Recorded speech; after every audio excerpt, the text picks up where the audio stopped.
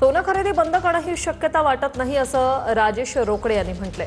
पंतप्रधानांचं वक्तव्य राष्ट्रप्रेमासाठी योग्य आहे असं राजेश रोकडे म्हणतात। सोनं खरेदी बंद केल्यास बेरोजगारी होऊ शकते असंही त्यांनी म्हटलंय। All India gems and jewellery असोसिएशनचे अध्यक्ष राजेश रोकडेंची प्रतिक्रिया। परिणाम काय होईल जर समजा बंद झालं किंवा मोदीजींच्या वक्तव्यानुसार लोकांनी वर्षभर घेतलं नाही, तर काय परिणाम होऊ शकतो इंडस्ट्रीवर? बघा, ज्वेलरी इंडस्ट्री GDP मध्ये जवळजवळ 7% पर्यंत योगदान असतं। जसं मी सांगितलं 70 लाख ते 1 कोटी कारागीर पूर्ण भारतात असतात। त्यांचा बेरोजगारीचा एक मोठा प्रॉब्लेम्स येऊ शकतो।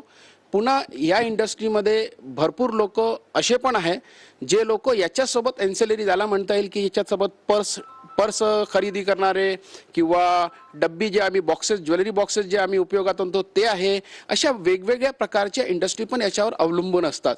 त्याच्यामुळे एक मोठा प्रॉब्लेम्स क्रिएट होऊ शकतो। तरी सुद्धा माझं एकच म्हणणं आहे की ज्वेलरी खरेदी करण्यात रोजगार उपलब्ध होतो। मला वाटत नाही भारतात असं काही शक्य